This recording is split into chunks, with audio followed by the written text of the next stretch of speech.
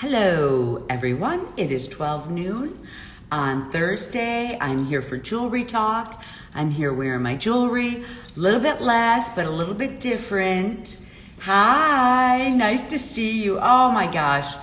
Kim Kretzberg is here. I miss you. Yay, Sandy's here. Mary Jo's here. Opal Girl, love you, Opal Girl. Oh my gosh. So today, actually, yay, join us. Adrian's here. Here's Adrian, you guys. She's always on the site helping me out. There's Christina. Good morning, Christina. And Kim's on the site helping us up. And Joni is usually on, helping, actually the intentional metalsmithing. I know this today, this is Jewelry Talk. It's not about my course. I met with my students last night, and some of my students show up for here. So I do things completely different than I do on here, way more casual. So hello, good morning, everyone. I wore some of the pieces that I kept behind for myself. I kept these two rings, can't let go of this one yet. And this is gonna be kind of a subject matter that we'll talk a little bit about in Mexico for my workshop. Hello, good morning. Diana Alexander, nice to see you. Okay, excellent.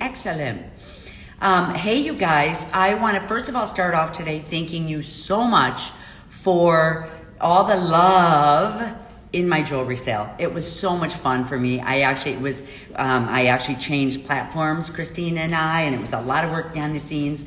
I've been back here with my crew packaging, so I'm like, ready to take a little nap. So after today, it's kind of nice. Hello, good morning. It's nice for me because I feel like, once I get pieces out the door, I am ready to get in my studio and start renewing, all new. Hey, good morning.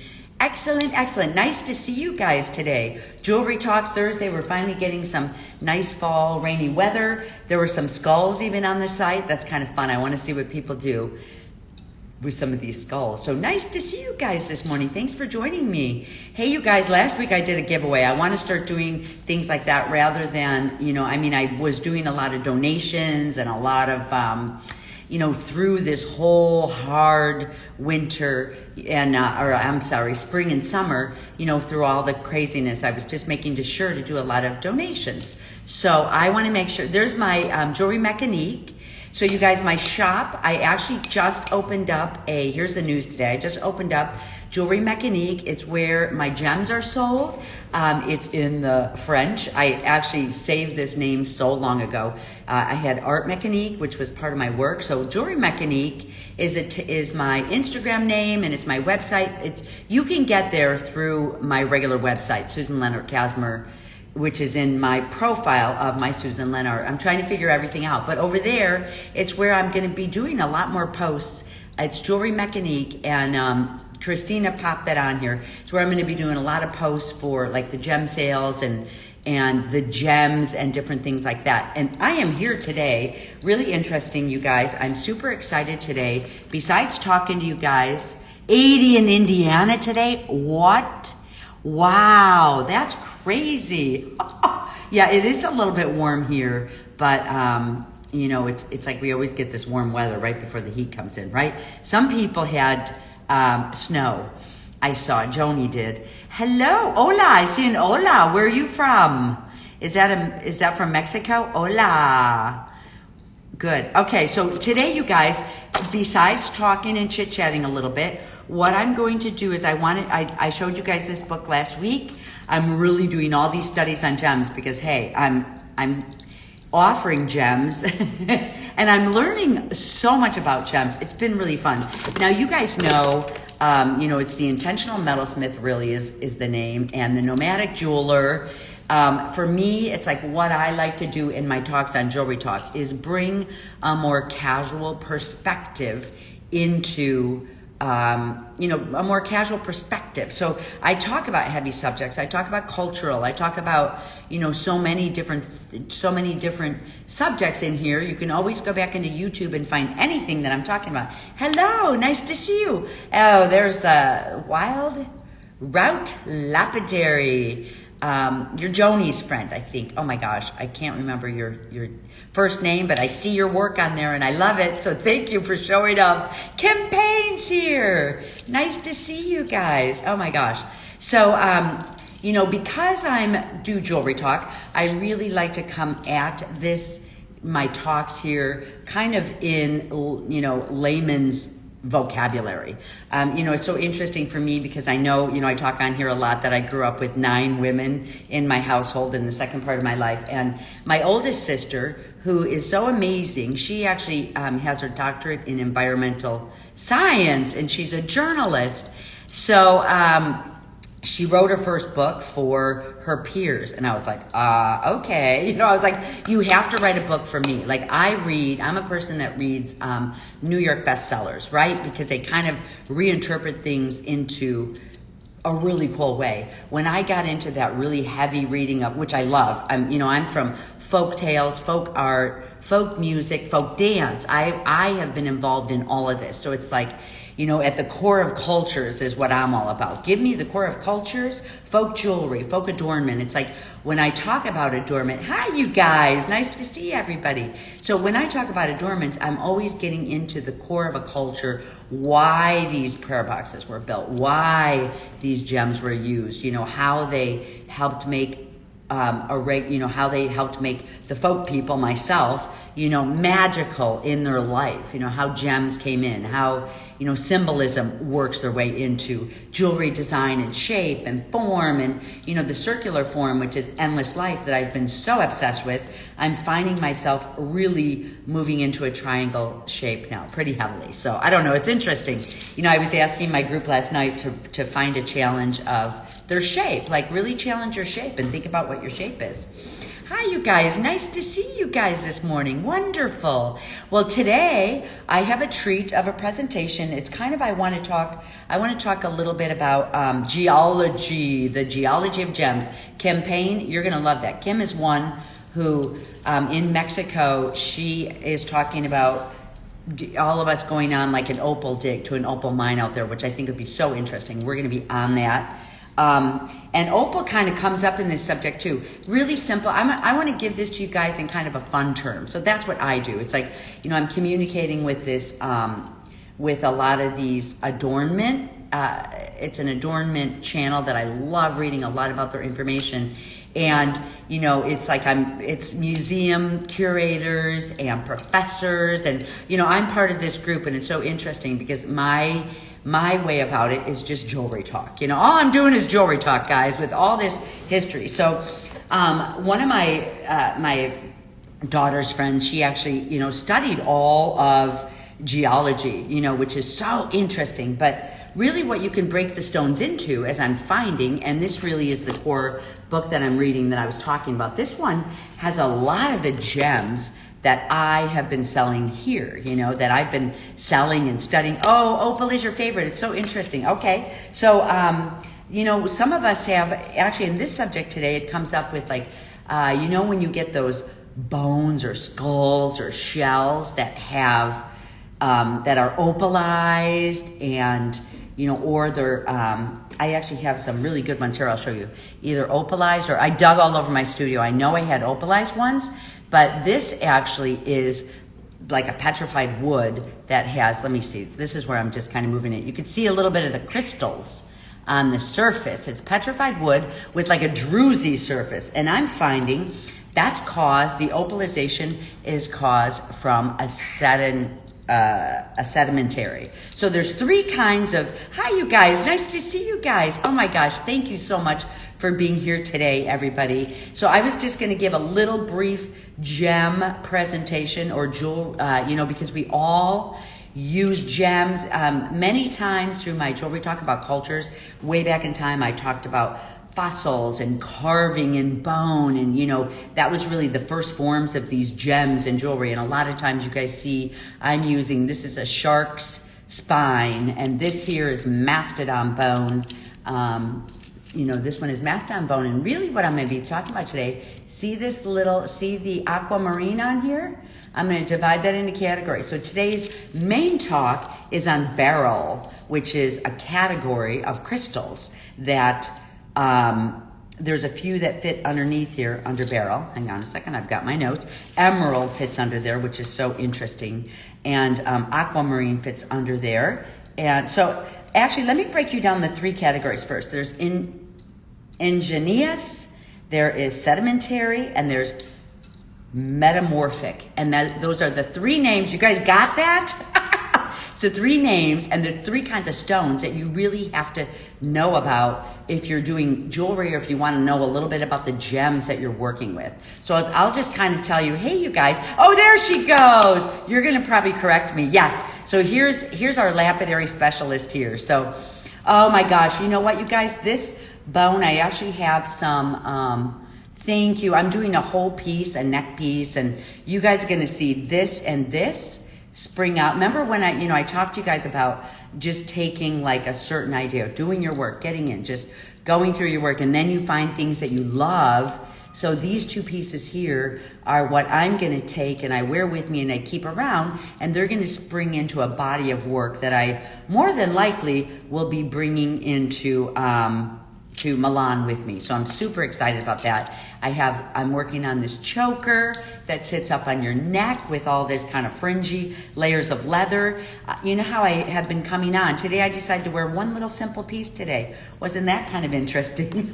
Surprise. Usually I'm all layered up. And I show just kind of layers of things and how to wear things in layers, because I'm studying what my presentation will be when I go to Milan, which now it's all the way in June of this year. So that's going to be kind of fun. So to me, it's like coming and showing up. It's a study, talking about all these things on Thursdays.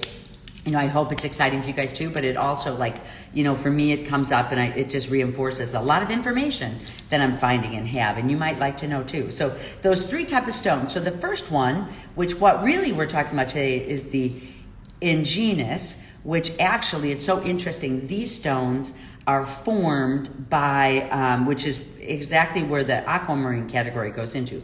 These are formed by the hot lavas 20 million years ago, 12 million years ago. The hot lavas, this hot heat that just kind of erupted from these volcanoes, and they, spread over the earth, and they kind of got pushed down into the rocks, and they formed all of these beautiful, beautiful crystals that you're seeing. It's like, so many of these beautiful crystals that we see here, like the, here actually, I actually took a quick photo of these, because these are just the crystals in general. These actually, the ones that are closest to us, these are the really kind of cloudy and have a lot of marks in there that I love. The ones in the background are the really clear ones. So, I'm finding as I have these gems, there are some people that just love the crystal clear. And then someone like myself, I love all these different cracks and inclusions in my work. I'm finding that I love all that. Here is actually the aquamarine piece all the way. I wanted to just show you guys in a photo because, here's these gems on the silver. The gems are beautiful in themselves, but when you get them on the dark silvers, or, there's that bracelet again, the close up, and up on the top part is aquamarine, so it's like when I'm picking gemstones of what I want to put on the background, I'm really kind of playing off what is, what's going on with the color. I actually, with this mastodon, I went in there and kind of heated it up just slightly so I can get this darker, deeper colors in the cracks and crevices. Because this piece has so much cracks and crevices, I actually lined it with some leather that, is pretty cool. Yeah, that was pretty cool. I'm actually bringing a couple of these out to Mexico. I know there's a couple people that want to work on this idea. So I'm bringing these out to my workshop in Mexico. It's going to be fun. When I do Mexico or or India or Morocco, that's coming once all of this is a little bit safer to travel. This is where I kind of work on these big ideas where we all can so we all can, just work for longer periods of time and work together on different groups. Yeah, I know, it's kind of cool. Yeah. So that is the way that the ingenious is formed is by pressures, and you just get those clear crystals. The quicker, so it's all in the cooling process. So it's super hot, super hot. It's in the core of the, work down way deep where it's hot also. The quicker it cools, you get, the longer it takes to cool, you get these longer crystals and clearer crystals if it takes a longer time to cool. If it cools pretty quickly, it's interesting because it makes obsidian. You guys know obsidian? I was looking for a chunk of obsidian that kind of is not clear, but it's almost like charcoal, because it is charcoal. It came from lava, but it really looks like charcoal. And when it cools super quick, it turns into that obsidian, which is kind of cool. Hey, you guys. Nice to see you guys. So that's kind of, so the aquamarine fits into there that I want to talk about. But the next one is sedimentary rock. Remember, there's 3. So sedimentary rock is pretty cool because it really is where there's, a deposit of the rocks that are here. And it's where there's a mineral-rich liquid that's kind of landing on it and through time working its way through, which means something like the ocean. The ocean has all those salts or mineral waters and all of that, and they're just kind of working over the rock for millions of years, and you get pieces like turquoise, malachite, amethyst, which I thought was so interesting. You guys know agate, and this is where you get the opal from too, of opalized like fossils, opalized fossils. Also these here that I was talking about, this is actually wood that was kind of fossilized with the druzy form, so it's kind of cool that way. I don't think I want to show those yet. So that's kind of pretty cool. I used to have a lot of these opals. So beautiful. I know you guys have them. So it's really, hey, Paulette. So that's really where the sedimentary, it's just sitting there. The rocks are sitting there, and, they're just being kind of tossed around in, mineral-rich types of liquids, which really means oceans, but you don't want to eliminate anything out. The other one is metamorphic rock. So these 3 rocks, and this is altered by pressure or temperature. So the example that I was reading here is like back in time, a part of Burma, that was Burma, the mountains there, like way, a million years ago, kind of these 2 continents smashed into each other, China and Burma, and they created the Himalayan mountains, which is kind of interesting. Oh, look at this form too, since I'm in that area. So, from this extreme pressure, you ended up getting rubies, which is kind of interesting, these really strong, high pressurized stones. So a lot of these stones, I think from South America, you're going to see stones.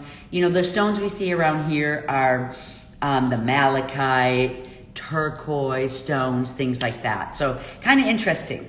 So, hey, you guys, nice to see you guys. Oh my gosh. So today I want to talk about beryl. I know this is backwards for you guys, but this is in this book. So interesting because it has beryl stones are emeralds, which emeralds are the most valuable stones. It's like we think of diamonds. I know I had given you guys the contact book of called Stoned. And that's actually on my Amazon list of books that I recommend. I'm going to put this one on there as well because I'm always showing you guys like a backward version. But so emeralds are like, you're going to see with these stones a liquid-like surface with the beryl stones, which is kind of interesting. There she goes. Christina put up the name. So emeralds are the most valuable, kind of dug up out in South America, some of the largest, and they really happen by, like I said, this is the miracle of the igneous stones. So please forgive me if I'm pronouncing it wrong. Remember, this is jewelry talk. I'm not going to a museum, so yeah, the book Stone too is pretty cool. So it talks a lot about emeralds in that book. It is the most valuable, but so you're really going to get, from the lava, you really get this, through time, early on, starting as lava, you really get these super clear crystals. So when you move into the aquamarine, and I have Oh, I think I just wanted to take a picture of these. Oh, this is a pretty cool one. I showed you just, there's aquamarines on the bracelet, and then I've got the aquamarine in here. These are the different kinds of aquamarine that I have here. And it's so interesting because I'm learning, I get the aquamarine in, and it's good for me to learn through this book. Oh, how do you find my Amazon list? Stoned is a fascinating read. This one is a little bit more, the one that I'm showing you today, it's a little bit more of like an educational one. It's interesting because if you're buying gems from me, or if you're buying gems from anyone, which now I'm on Jewelry Mechanique with my gems, you guys will get it. We'll put the link up there too. But you can be educated, so when your gems come in, you know what to look for. I know what to look for, like what is okay to send out. So what I found out about aquamarine, there you go. So you can email there and you can get the information. So there's actually the milky, which you guys can see to the left. It's the milky aquamarine.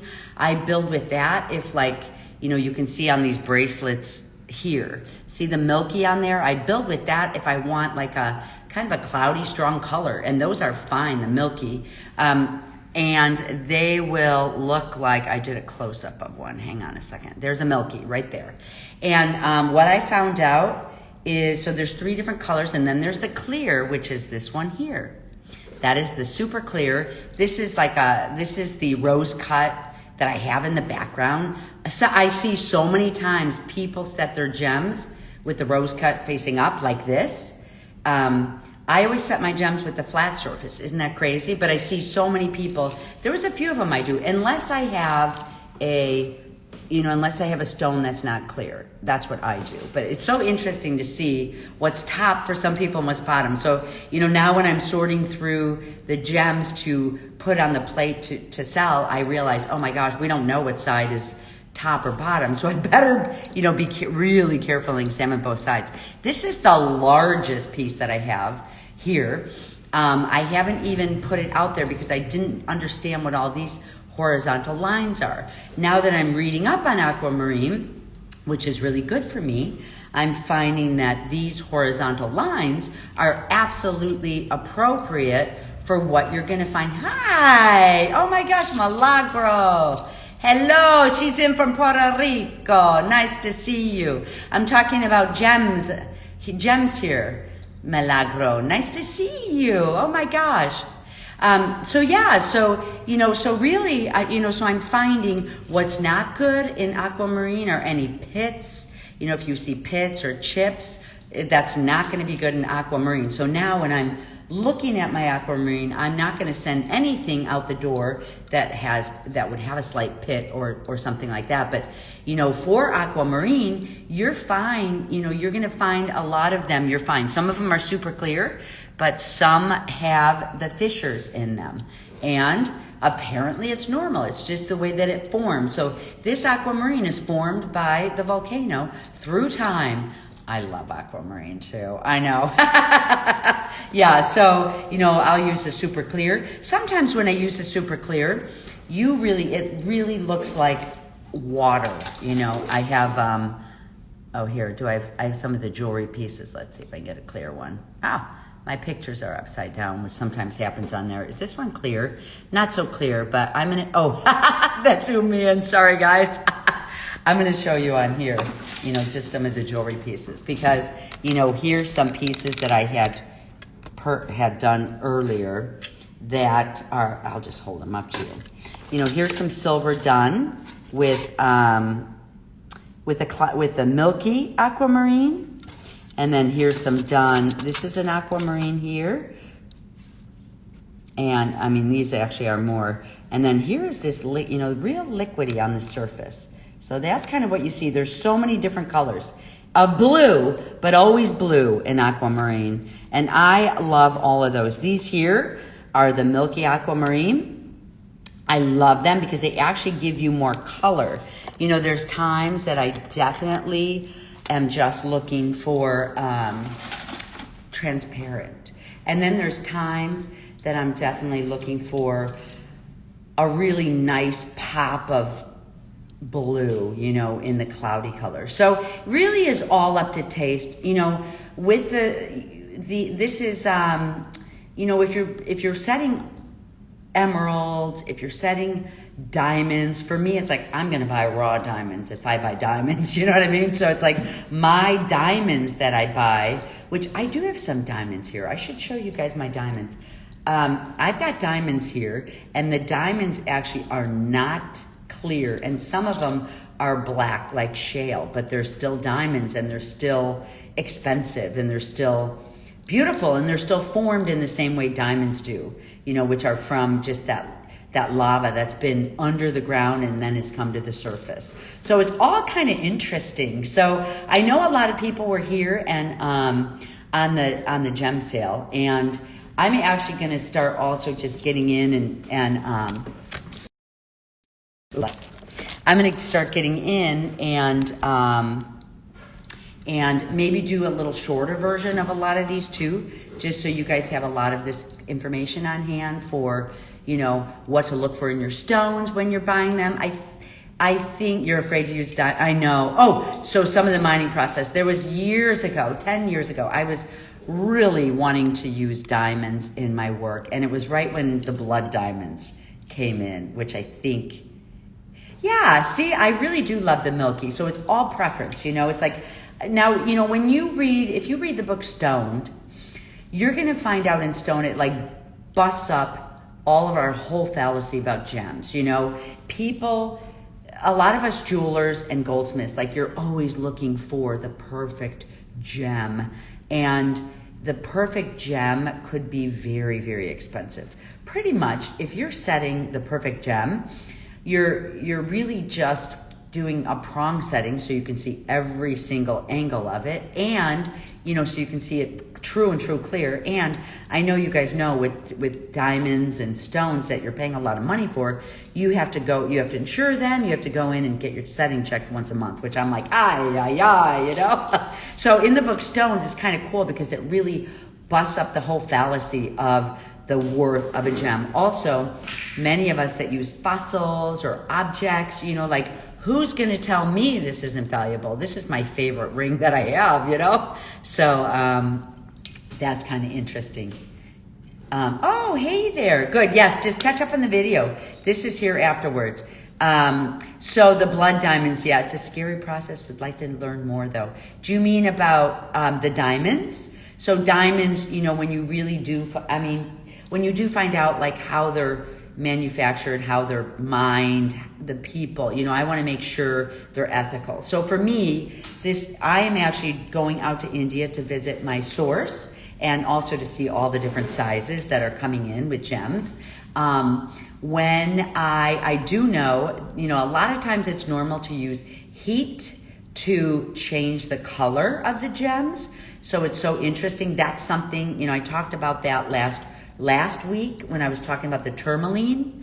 Not all diamonds are blood diamonds. I know that. Yes. Thank you very much. So, you know, really, thank you for saying that, because not all diamonds are blood diamonds, and not all diamonds are heat treated, and not all diamonds are, it's really good to be able to trust your source, to trust who your people are. A lot of times it's a natural process to use heat to, like, deepen the colors and change the colors. I do know that my person that I source from, he doesn't use heat to change the colors. So we're getting the raw colors to make sure that they're ethically sourced. All of them are ethically sourced, yes. So you kind of have to know the source. And you know, for me, it's like, I'm going out there, I want to see how these pieces are mined. I do know that the person that is cutting my stones, he is not treating people bad cutting. You know, they get paid well, they're happy, they're not working endless hours. When I came up to, you know, when I met him, he had such a glow about him. He's really, you know, as we've been working together, I really like his ethics in business. So to check sources, you're right, you have to check sources. So you want to just really ask a lot of questions. You know, this book actually asks you, kind of guides you too, on what questions to ask, you know, how to get there. Is it heat treated is a main thing. To me, it's important how they're cut and how people are being treated in the cutting of the stones, which is why it's like some people know sources, some people know sources and for diamonds, and you could get to the core and find out. But, it's interesting. In that book, Stones, you guys, it really is interesting because it kind of busts your whole idea of gems and what they're all about. She talks, which we know of De Beers that has all of the diamonds. And I did some research there. Really, De Beers, they buy up all the diamonds. And, really in that book, Stoned, which I know I recommended, a lot of people had read that book. Yeah. Oh, thank you. Yeah, thank you. Right. It's true. So, in that book, Stoned, it kind of lets you know that diamonds are just being leaked out in a small way. And in the 1950s, they became, they were kind of really marketed. It's all in the marketing. So they're marketed as engagement rings, and you have to, they want to put a value on love, so it's like, if you've got a big diamond and it's really expensive, well, then as a woman, you feel good because your man bought you a super big diamond. They are valuable, and we made them valuable, and they are really valuable, but who's to say in a big Holocaust or a whole, a big, disaster that gold is going to be worth more or a diamond's going to be worth more. I think a piece of meat or a good meal might be worth more, It's you kind of get a check like that when you really have seen some difficult communities and, just very poor areas.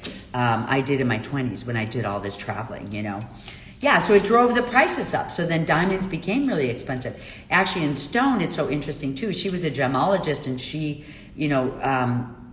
she worked, did she work at Tiffany's? I can't remember. I haven't opened it up in a while. But, she was like, she checked the grades of different stones. And, she talks about really what nobody ever says out loud is that the CZ looks and works and operates exactly like the diamond. Whoa, yes, gold is way more. Yes, gold, it's crazy how expensive gold is right now. But they say, I don't know that much about platinum, but I know they say gold from floor to ceiling, all the gold in the world fits in a 10 by 10 space, floor to ceiling, like boxed in. If you took all the gold in the world and put it in a big box, it'd be 10 by 10. 10 by 10 by 10. How much platinum is there in the world? So it's always, how much we don't have. We drove the tourmaline prices up 2 years ago. Oh my God, you are so true. Yes, we drove tourmaline up. So, okay, so $1 per gram. Interesting. I love tourmaline. I used a lot of, the nice thing about tourmaline last week when I talked all about tourmaline and, it's such a lighter stone and, I talked about the inclusions in there. So if you guys want to take a look at tourmaline, you'll be able to see that too. Stone was a fun read too. Yes. So absolutely. Bought, done. So it's really interesting about the gems. So, that's what you want to do when you're looking at your gems, when you're looking at pieces. The gems the one on top is a tourmaline. You can see I actually cut out the backs of mine so I can blow right through them. And this one here is a honey quartz. And, these type of quartz, like I'm finding honey quartz, olive quartz, lemon quartz, and amethyst. They're all super clear, so I'm waiting to get to read to that as we go. I'll bring it in and see. I think they're supposed to be super clear. So amethyst actually comes from a different category. Amethyst came from the mountains pressing together, I think, or maybe the second one. Let me see. Amethyst is from the sedimentary rock, where they're just tumbled around in sands and waters and oceans. American turquoise prices are so high, absolutely high. Yes, I know. And, there's the Chinese turquoise that came in that is that really pretty light colors that are different. They're a different category. There's a different judgment on them. They're not as solid, I believe. different colors of garnet. Isn't that true?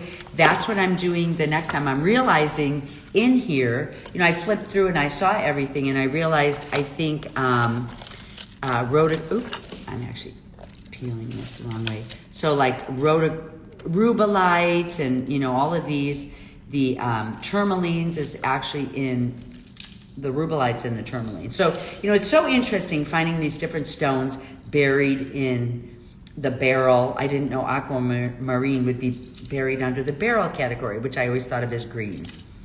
Over mining.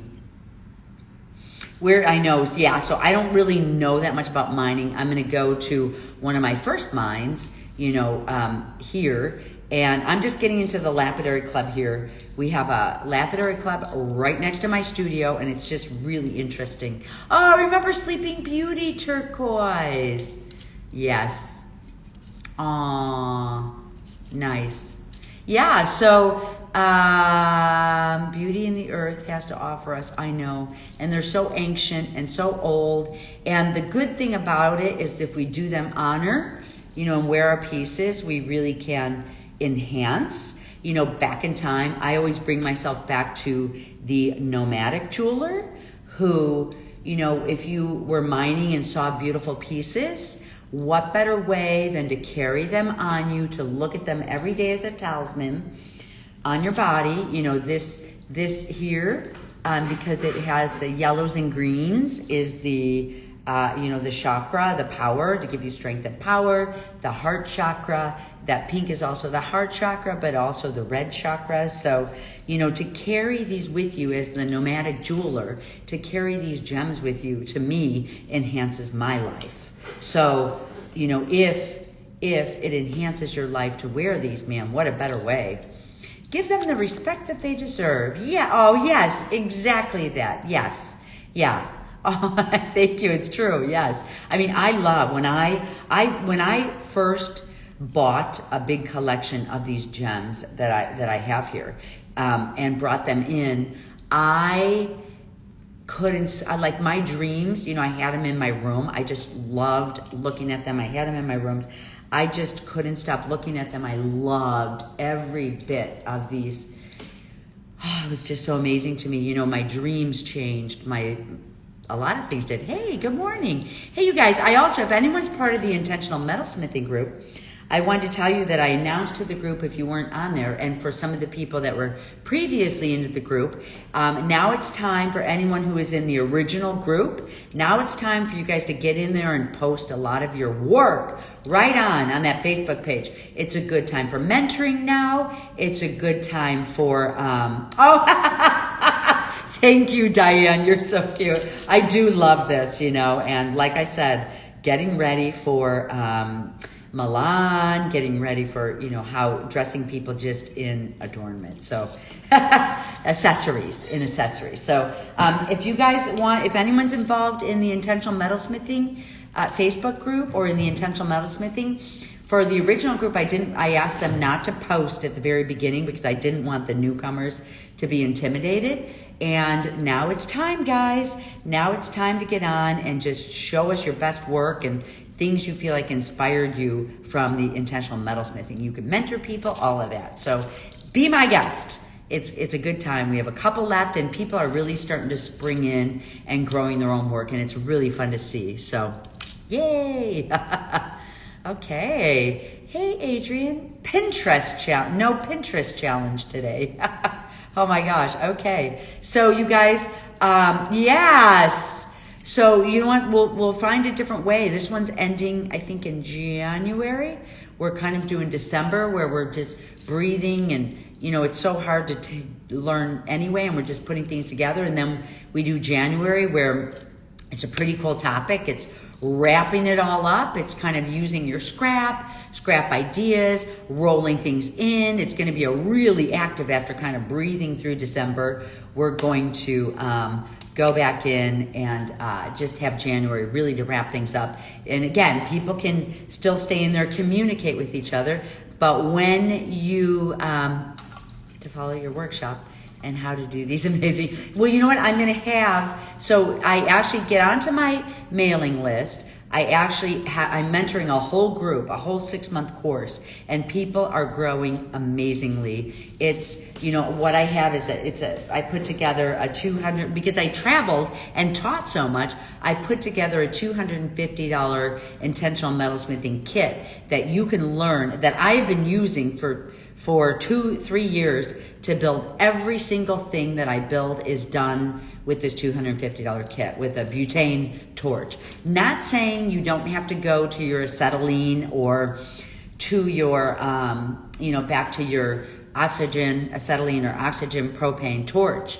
But I just love this challenge because all of us were going out to Mexico, and it's good to, take that foundational course and learn, just learn how to get around. We're in Mexico for 2 weeks. If you're, we're going to be in India for almost 3 weeks. We're going to be in Morocco for 3 weeks. And it's like being inspired there. When you build pieces in another, just built, oh good, the specs, yeah, those are expensive. That's not part of the $250 kit.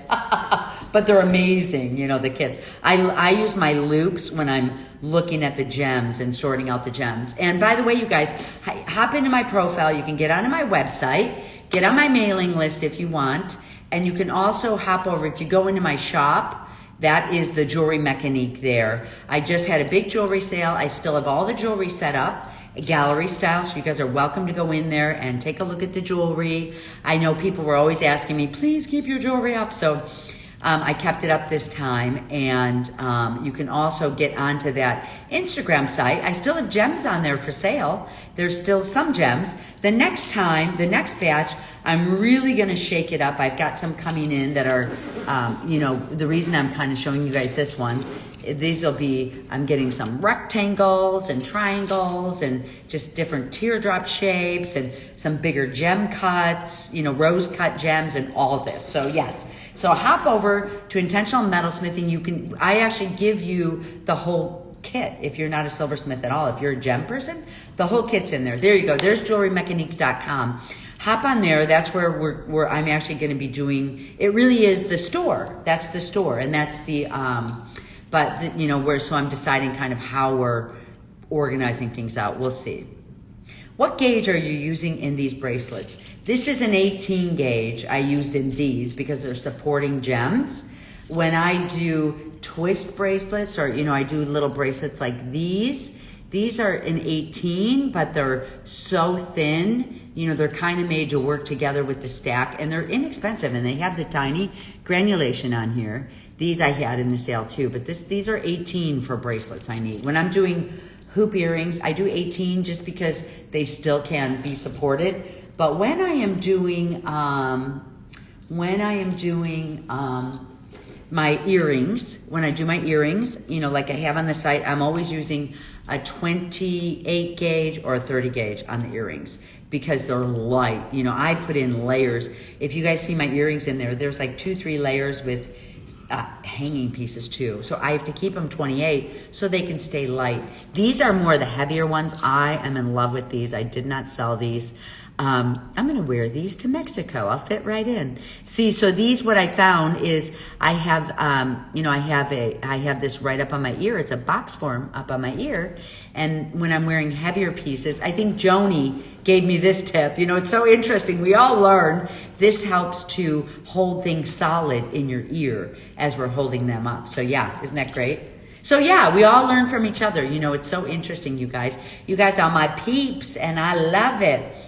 Oh, the Intentional Metalsmithing online class, I can go in and thank you, Sherry. So Intentional Metalsmithing course, you will have for your lifetime, or for my lifetime that I'm paying for the site. If there's a time where this technique becomes obsolete, then I just am shutting it down and I won't really, then it's going to be gone. But it's up there for your lifetime. These guys joined back in my first group because we really worked everything out together. It's like, I was talking last night with that first group. My head was in the clouds and we were building together and we all were open and we learned so much. This time, then I went back in and refilmed everything. And I was so grounded still with this light, which was kind of fun to see. You could be grounded and have that really high light too. But, did the course in a really practical way. Then when I show up and talk to everyone, I feel like since things are done and very practical, I can show up and talk about the other side of the creative side of intentional metalsmithing. Okay. Oh yes, you'll be notified. Okay, so if we do have to close it down, you'll be notified and you could download them. So you will have them forever. There you go. And it's our group. That's amazing. When we finally do close down the intentional metalsmithing with this group here, you guys can hop on to Alchemy of Soldering, which right now, hop on to Alchemy of Soldering. You know, you can always email support@Susan.Lenart, and it's an open site for the public. Is Alchemy of Soldering. It really shows all the resource guide to soldering. Everyone is on their soldering, showing their pieces. It's a pretty cool group. You know, I keep saying it, but very, very soon, I'm just really trying to learn the ins and outs, Christine and I, of Shopify, and shipping, you know, so it's interesting. But, you know, as soon as we learn the ins and outs, I'm going to get on to that private, you know, it's open to the public, but it's a group. I'm going to get on there and start talking about things too. So absolutely. So go ahead and email support@SusanLenart.com, and you can find out any information, the mailing list. You know, you can go into the profile here, get to my website, get to the shop. But if you want to find out my Amazon book picks that I kind of recommend, that I have loved through time, I have a YouTube station that really just, you know, I'm talking about the Viking jewelry. I'm talking about Indian jewelry. I'm talking about, you know, just all different types of cultures in their jewelry, because that's what I studied. So, oh, yeah, Alchemy of Soldering. Yes, be in there forever and ever and ever. Absolutely. So be in there. And then if you decide you want to move on, you know, the intentional metalsmithing course is here. We're trying to figure out how to restructure this course again. And it'll be, you know, once we get to the other side, we can breathe a little. When we get to the other side of Christmas, and I'm kind of ending that course, I might start a more advanced course that's about really getting into your roots. You know, a course of showing up every month about getting into your roots, challenges of how to really get at your creative force. That's what really intentional metalsmithing is about. It's the right brain jeweler. You know, we're now working on assembly, links, attachments. You know, I've asked people to find their own shapes, their own forms, how they assemble things. It's really interesting because when you get into assembly, it's right brain work. So, you know, when you go in for your assembly, you want to make sure I don't do my soldering and assembly on the same day. So it's really interesting. We're going to be opening up, Christina's on there, we're going to be opening up intentional metalsmithing in November, but in a brand new way. Ta-da! So there you go. So I think it'll be really fun. So keep your eyes out. Get on the mailing list. It's really an amazing classroom, really, you guys. I have been in jewelry. I know I've been in all the markets, I feel like. When I was in my 20s, I did fashion. I sold jewelry to Nordstrom, Eileen Fisher, Banana Republic was a big account of mine. You know, really interesting, just these different accounts and how we worked way back then. I was in Elle magazine, I was in Vogue magazine, I do Milan Fashion Week now, so or I do Milan Jewelry Week, sorry. So I love doing a look. I love doing runway.